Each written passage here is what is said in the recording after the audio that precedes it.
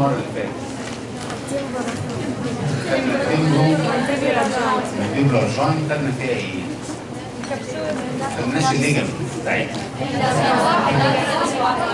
واحد فقط تمام. لو انا بصيت للمانديبول من جوه اهي،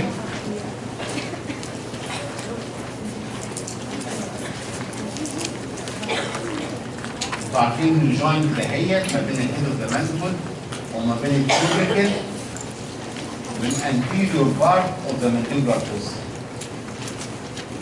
وان هنا هو في ديسك اللي هو intra articular disc، والكبسول اهي ماسكه على النيك اوف ذا مانديبول، والكبسول ماسكه في الديسك. تمام. وقلنا في ليجامنت اسمه اللاترال تمبرو مانديبولار ليجامنت، ده من بره. الاثنين التانيين الليجامنت من جوه. واحد اسمه سفينو مانديبولار ليجامنت. انتوا عارفين المانديبولار فرامن هنا اهو، شفتوه؟ شفتوا المانديبولار فرامن؟ القلم ده مش بتاعي. صح. وفي هبص الاقي فيه بوني بروماننس طالع عليه كده اهو. شفتوا المنظر ده؟ شفتوا المنظر ده؟ طب الحته العظمه دي اللي قدامه اسمها ايه؟ اللينجولا. جدع. اللينجولا. تمام. وده اسمه المانديبولار ايه؟ فرام. المانديبولار فرام اللي بيدخل فيه مين؟ الانفيريور الفولار نيرف وارتري كمان. واللينجولا دهيت ماسك فيها ليجامنت. هذا الليجامنت جاي من السباين بتاع السفينويد بون وماسك فيها. اسمه سفينو مانديبولار ليجامنت. سفينو مانديبولار ليجامنت. الليجامنت الثالث ماسك في الانجل اوف ذا مانديبول، جاي من الستايلويد بروسيس وماسك في الانجل اوف ذا مانديبول، عشان كده اسمه ستايلو مانديبولار ليجامنت. ستايلو مانديبولار ليجامنت.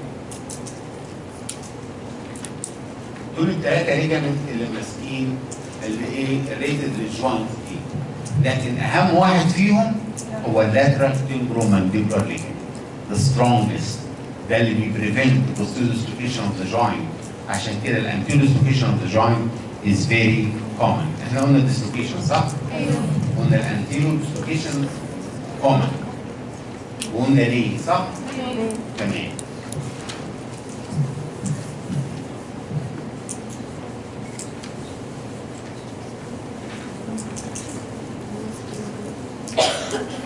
لو حصل anterior dislocation للجوينت، ادي المانديبول اهي، وحصل لها anterior dislocation ادي الهيد اهي بتاع المانديبول، وادي الكورونال بروسيس، وادي المانديبول مفتوحه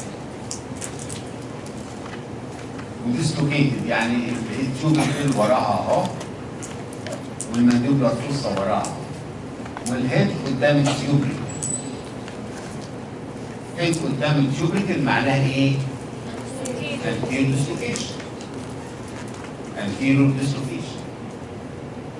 لما بيحصل anterior dislocation كده هو ابص الاقي فيه اثنين مصل يثبتوا المانديبول في مكانها. الاقي التمبوراليس مصل يشد المانديبول لفوق يثبتها مكانها تمبوراليس. والاقي ايضا المسيتر ماسل لانها ماسكه في الزيجوماتيك ارش، والاقيها كونتراكتد عشان تشد المانديبول ايضا لفوق، فتثبتها في مكانها، تبقى ديسلوكيتد ومشدوده لفوق اجينست الزيجوماتيك ارش بالماسل دي ثابته، ما ترجعش تاني تحت اي ظرف. مش كده وبس، ده انا بلاقي كمان اللاترال تورجويد ماسل شدها لقدام عشان ما تخليهاش ترجع لورا تاني مكانها تاني ابدا. اللاترال تريبويد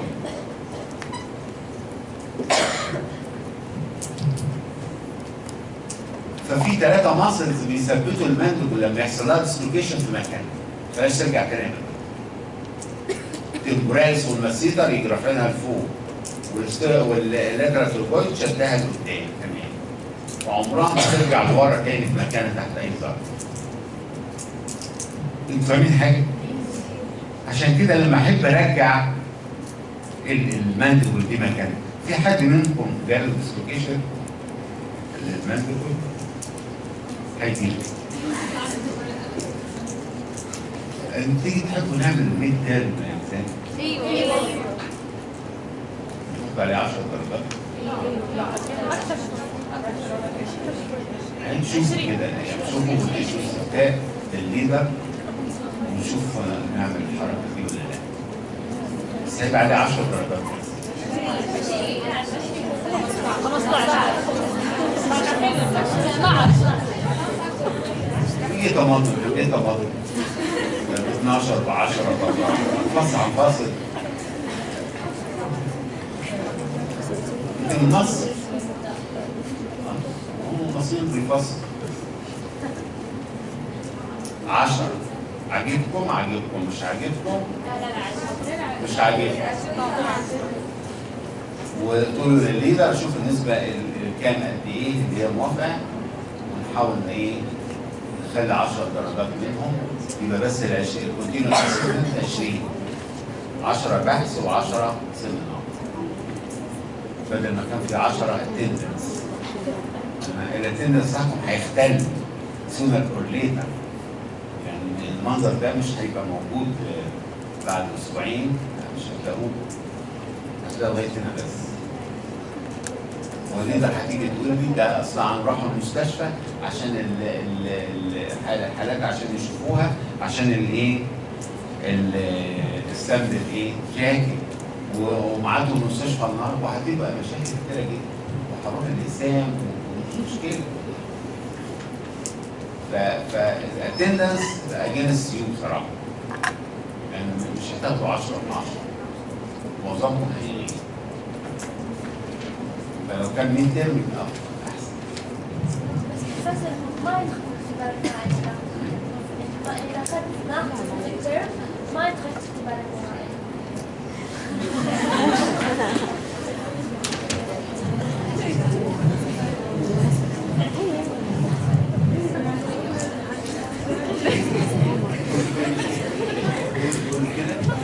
يعني اذا اختبر عليه مش لازم يدخل في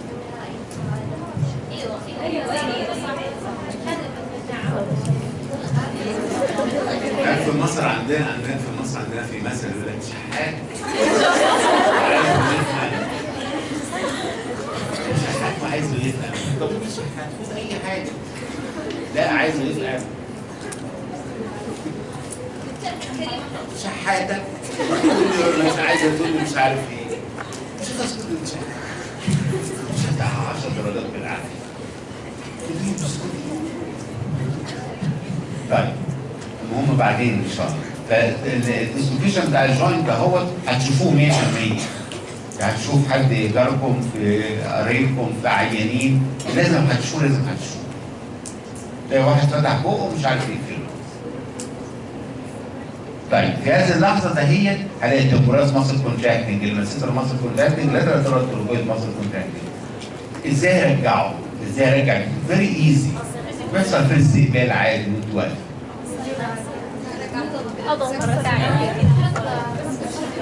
خبطوا على طول الجراج صح؟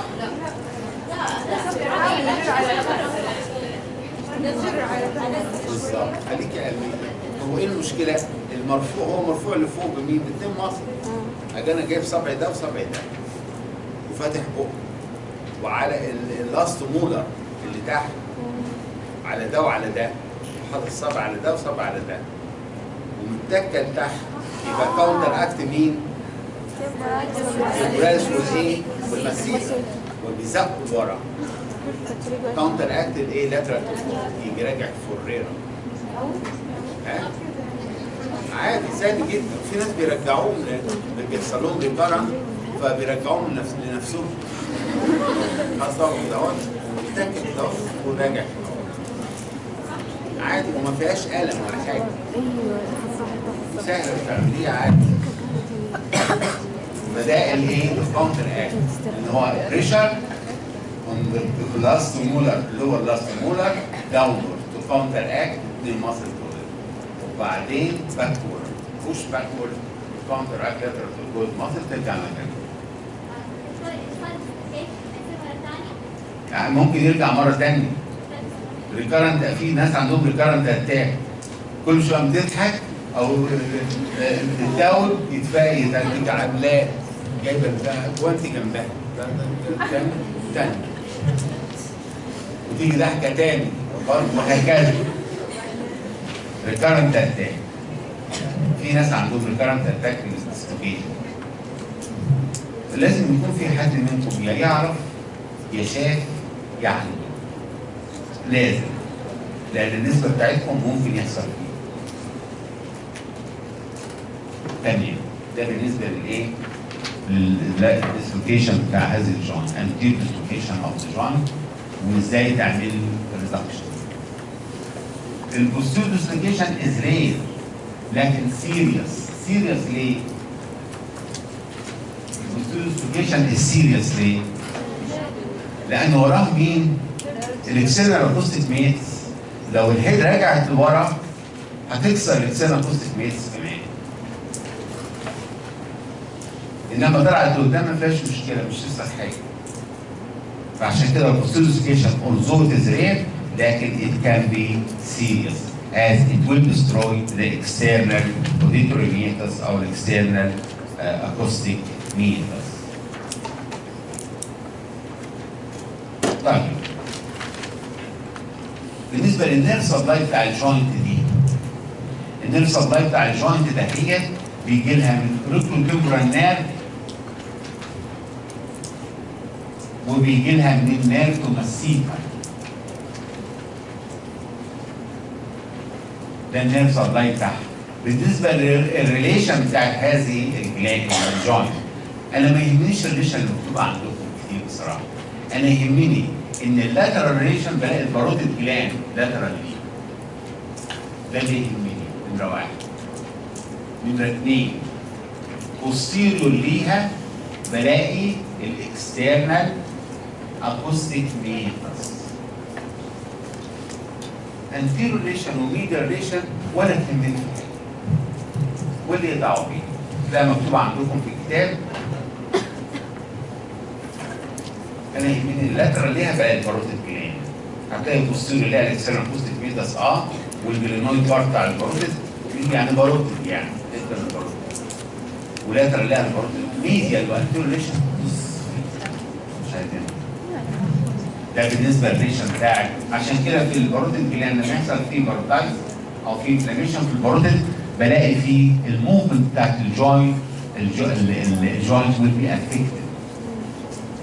الجوينت ويل بي افكتد.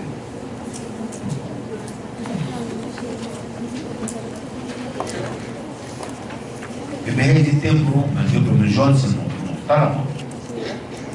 لان هي الجوينت تقريبا الوحيده الجديده اللي في الانترناشونال ولازم يجي في امتحان جوينت. لازم تيجي هذه الجوينت. طيب هنيجي نقلين للبوستيريور تريانجل اوف ذا نيك. لو بصيت للنك ادي النك اهي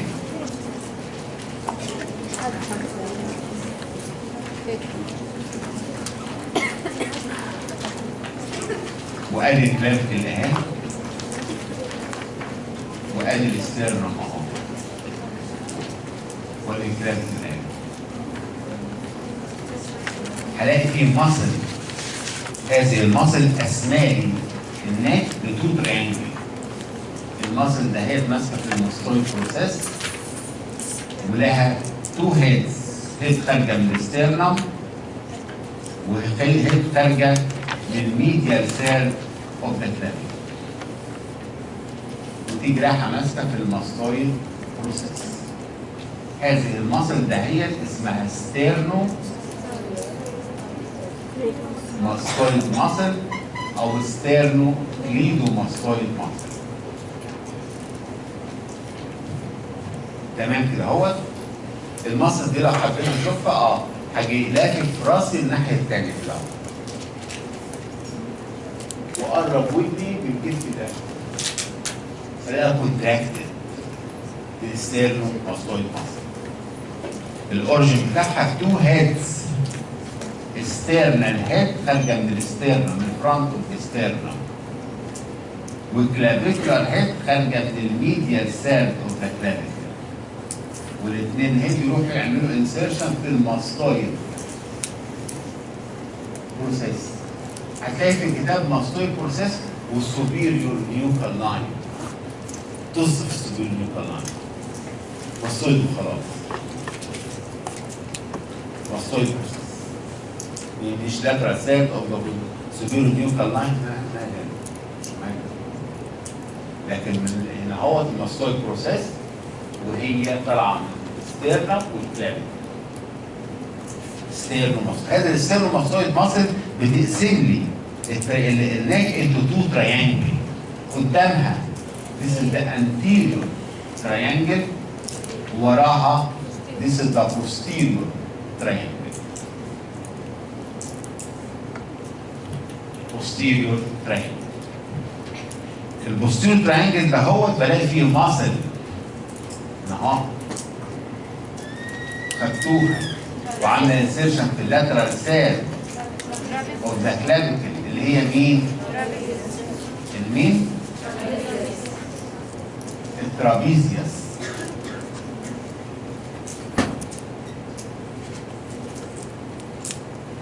ترابيزيوس ماسل.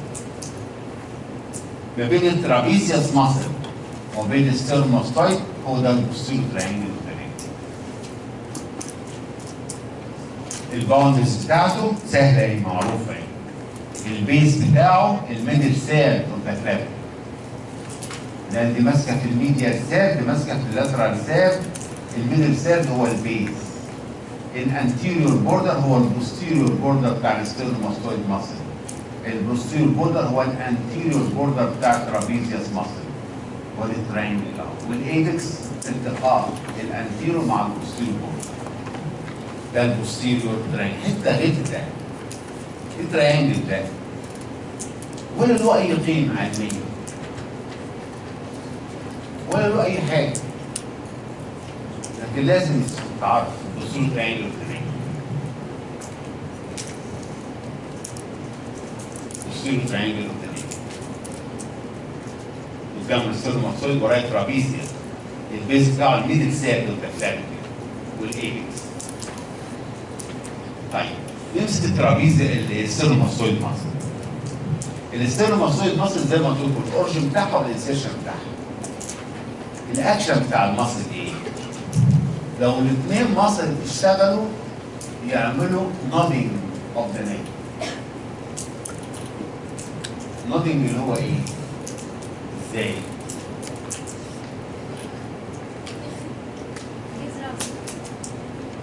نودنج مثلا بكره قادر الساعه 8 عشان تترفدي.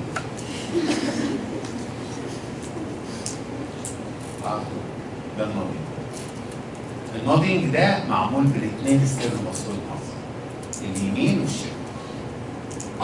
ده فليكشن اوف ذا نيك. لكن لو وان ماسل اشتغلت بس لوحدها هبص الاقي تعمل روتيشن of the head to the opposite side وتعمل lateral friction of the neck at the same side. بالظبط يعني كده اهو، بالظبط كده دي هتلفها كده اهو وتقرب له ودنه قدام كده اهو. بالظبط كده، والمنظر فعلا بيبقى كده، تلاقي العيان جاي كده اهو.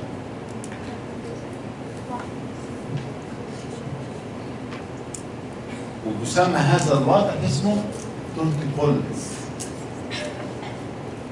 تورتي كولبس.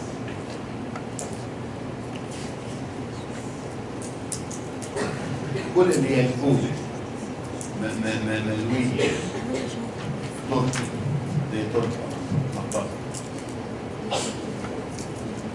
بشوف عينين بالطريقة دي تورتيكوليس. التورتيكوليس دي سببها نوعين، يا كونجينيتال يعني الطفل مولود بيها، تبص تلاقي الطفل بقى مولود وتيجي لك امه في الاستقبال وتقول لك دكتوره بصي ادي رقبه الطفل اهو والستيرنوماستويد اهي، بص هتلاقي فيه كلكعه هنا اهو على الستيرنوماستويد مصر. كلكعه في رقبته وتلاقي رقبته ملبوحه ده ليه كونتراكت، دي بيسموها كونجينيتال تورتيكوليس وبتفك منها نفسها مع فيزيوثيرابي مع مرور الوقت بتفك كونجينيتال تورتيكوليس. وفي اكواير، الاكواير دي عن سبب مرض، يعني ممكن يكون الناس الطفل عندها لوز وتعمل التهاب في الغدد بتاعت اللوز الجاجولو دايجاستريك تعمل اريتيشن للستيرنوماستويد يخف ده يخف ده خالص. كونجنتال او اكواد او نيورولوجيكال ديزيز. لكن في حاجه اسمها تورتيكوليس لازم اعرفها ولازم اعرف شكلها ايه، ان الهيد روتيت تو ذا اوبوزيت سايد وفي lateral flexion of the neck بحيث ان الاير will be very near to the shoulder of the same side. ده السبازم بتاع المصل الثاني. يبقى لا اكشن لو هي يونيلاترال او لو اكشن بايلاترال. طيب لو انا شفت الهيدا اللي هناك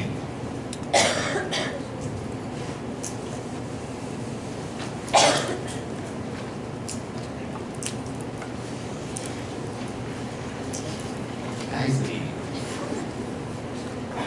يعني شحات وبتكح وهتعتصي، لو عطسي يبقى خلاص بقى، لو اوعى تعطس لان خلاص يبقى كمل. كفايه شحاته وبتكح، مش تبقى شحاته وبتكح وبتعطس. شفت حد كده؟ طيب ادي الفيزوفاسكال اهو. شفتوا الفورم الماجنم من بره؟ هتلاقي الفورم الماجنم جنبيه في حتتين كده هم بارزين.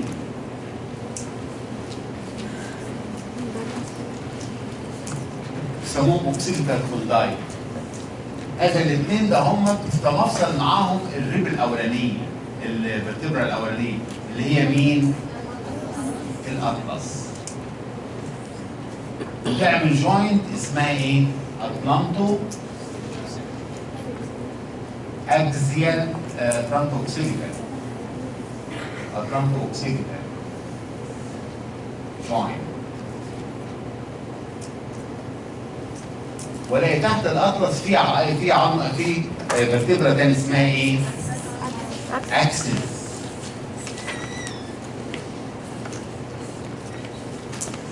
اكسس. وما بين الاكسس والاطلس في جوينت اللي هي ده اهي بيسموها اطلانتو اكزيال جوينت.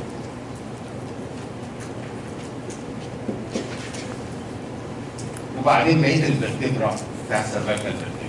لكن هنلاقيين التو جوينتس دول، الجوينت اللي ما بين الاطلس والاوكسيبيتال بون بتاع السكال اتلانتو اوكسيبيتال جوينت. عند الاتلانتو اوكسيبيتال جوينت دهيت بيحصل الفليكشن اوف ذا نيك.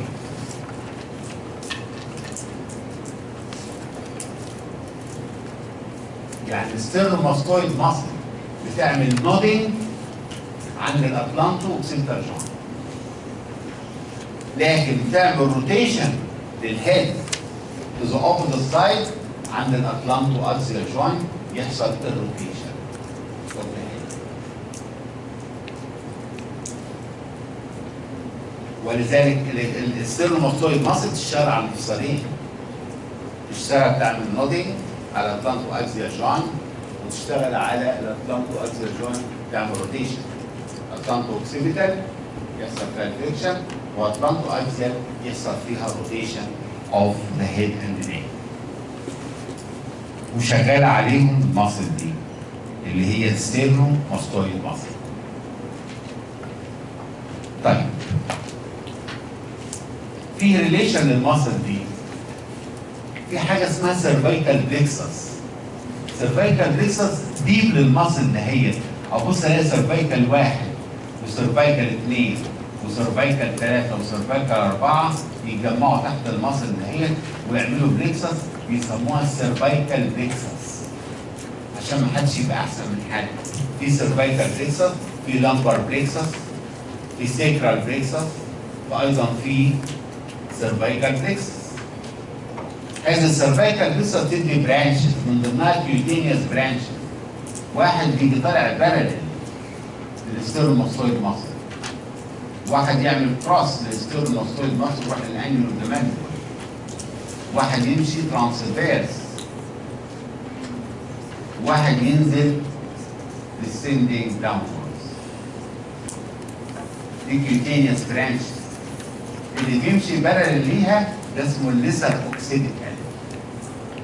الليسر اوكسيديتال نيرف ده عشان يغذي السكان ورا الايد. اللي ماشي وكروس وطالع لفوق بالظبط ده الجريت اوريكولار نيرف اللي هو جاي من سيرفيكال 2 وسيرفيكال 3. اللي ماشي بالعرض ماشي بالعرض عشان كده اسمه ترانسفيرس سيرفيكال نيرف. اللي نازل لتحت دولت ومتقسم لثلاثه انتوا عارفينهم برضه، اللي هم مين؟ السوبرا كلافيكولار نيرفز. لان في اثنين من السيرفيكال بيحصل بيكروس الماسل، ترانسفيرس سيرفيكال والجريت اوريكولار، وكلهم طالعين عند الميدل بتاع البوستيرو بوردر بتاع السيرماتويد. يعني الميدل بتاع البوستيرو بوردر ده عليهم طالعين متفرعين. ها؟ لا هو مش قدامها. هي ايه؟ هي قدامتها يعني ايه؟ يعني بعدها بشارع تلاقي البريكال السيرفيكال بليسس وبعدين شارع وبعدين البريكال بليسس. ازاي هيكونوا ورا بعض مع بعض؟ ازاي يعني؟ ازاي؟ بريكال بليسس اهي السيرفيكال بليسس اهي بس همش بعض، ملوش دعوه ببعض. بريكال بليسس دي حاجه ودي حاجه. بريكال بليسس طالعه من كام؟ من السيرفيكال كام؟ زي بعض، هي 5 و6 و7 و8 و1. ده الصعب. يجي لها امر 4 واحده، لكن دي طالعه منين؟ 1 2 3 4 يبقى بعاد عن بعض ولا لا؟ مختلفين تماما ملوش دعوه. دي السيرفيكال بليسس ودي البرانشات بتاعتها عشان اعرف الريشن بس بتاعت المصل دي. في فين محترم لازم اعرفه ايضا بيكروس سوبرفيشال المصل جاي عن من الانجل بتاع الماندبل اهو وكروس المصل سوبرفيشال ليها وبعدين يبيرس البوستيريور تراينجل وينتهي السب كليفيان بين اللي هو مين ده؟ ايه؟ الاكسترنال جاجولار بين. بيجي راح. الاكسترنال جاجولار بين سوبرفيشال واحنا بنستعمله في الانجكشن سبيشال في الاطفال. اكسترنال جاجولار بين او احط ايه؟ كانيوليتد. طيب النيرف سبلاي بتاع المصل دهيت هي والترابيزيوس نيرف سبلاي بتاعهم معانا. دكتور اكسترنال ريجولار بين ولا اكسترنال؟ ها؟ اكسترنال ولا اكسترنال؟ اكسترنال بيبدا فين؟ لا البين ايوه اكسترنال ولا اكسترنال؟ الاكسترنال جاجولار فين؟ بيبدا عند الانجل اوف ذا مانكل. والانترنال؟ الانترنال جاجولار ده دي بس بتروح الشيز جوه خالص. الانترنال جاجولار ده دي الانترنال جاجولار ده دي لكن ده سوبرفيشال. تمام. بالنسبه للنيرف سبلاي الاثنين سبلاي بمين؟ بالاكسسوري نيرف. كده النيرف نمره كام؟ نمره 11.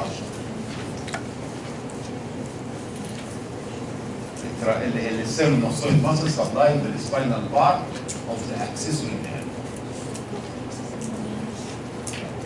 نيرف. ده موتور ليها لكن لا بتاخد سنسوري.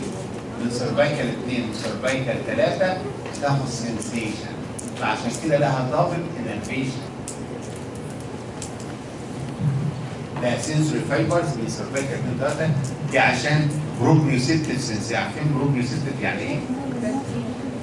يعني ايه؟ بالظبط. الجوينت دي فليكسد اكستندد روتيتد البوزيشن بتاع الجسم كمان كله. البروبريوسيبتيف فايبر بتاخده توديه للبرين تقول لا ده الراجل ده واقف، ده الراجل ده ليه جوينت مبنيه، ده المصل دي كونتراكتد، المصل بتدي كل حاجه. ده البروبريوسيبتيف سنسيشن. فايضا دي ليها بروبريوسيبشن من سيرفايكال 2 3 ولها موتور من السباينال بارت والاكسسوري نيرف. لو حصل باراسيس للمصل يونيلاترال باراسيس هبص الاقي لو الرايت يبقى البيشنت كانوت روتيت الهيد تو ذا ليفت سايد. لو الاثنين بارالايز لا رايت ولا ليفت ولا يقدر يعمل نودينج ولا روتيشن. لا روتيشن الاثنين ضايعين، لا روتيشن فيه ولا نودينج فيه. لو في بايلاترال لكن يونيلاترال ان البيشنت كانوت روتيت هيز هيد تو ذا اوبوزيت سايد. لو ايه الرايت ضايع يبقى مش هيلف ناحيه الليفت. ده الاستيرنو ماستويد ماسل. نرجع تاني من اول البوستيرو ترينجل.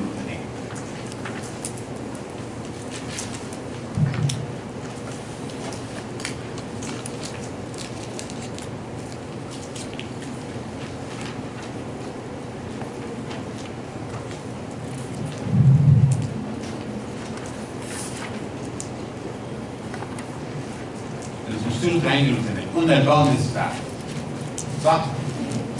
اللي هي مين الباوندرز؟ ايه؟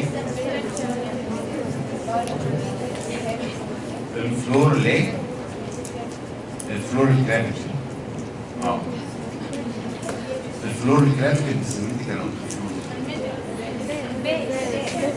لا عامل الفلور بتاع الكرافيتي بتاع الترينجل صح. من السير التكليف والانتيرو ستيرنو ماسل. طيب في فلور للمصل للفلور الترينجل ده. الفلور ده فيه 4 ماسلز. 4 ماسلز مش عايزكم تعرفوا منهم ولا واحده فيهم. اول واحده فيهم اللي هي السكالينس ميدياس ماسل. السكالينس ميدياس وراها على طول في مصر تاني اللي هي مين؟ ليفيتور سكابري مصر. وراها على طول سبلينياس كابيتس. وراها في الاخر خالص سيمي سبايناليس كابيتس. 4 مصر ولا واحدة سيلفي. يعني بس أعرف الدور بتاع الترينج طالما ترينج محترم، أعرف إن في 4 مصر. سكالنس ميدياس ليفيتور سكابولا وبعدين سبلينياس كابيتس وبعدين سيمي سبايناليس. العملي ها؟ العملي لو جبت العملي تسيب المشكله. سيب المشرحه مش ده ما اعتبرش علم ده. انا هبقى عايز ابقى دكتوره. ايه يعني سبلينياس كابيتس وسيمي سبايناليس كابيتس؟ مش عرفني انا مين. لكن السيرموسويد ماسل اول ماسل بتنزل في الامتحان. كبيره وضخمه ومغريه ومحدش يقدر يتفاهم فيها. هو الطالب يقول لك لا ده ما كانش واضحه، العينه مش واضحه. لا واضحه. استنى الصوت مصر. طيب انا يهمني حاجه واحده بس، يهمني ان هذه الفلور ده هو متغطي بلاير اوف فاشيا. هذه الفاشيا ده هي جايه من البري فيرتبرال فاشيا، الفاشيا اللي قدام الفرتبرا، الفاشيا اللي قدام الفرتبرا اسمها البري فيرتبرال فاشيا، مغطيه المصل ده، مغطيه الفلور.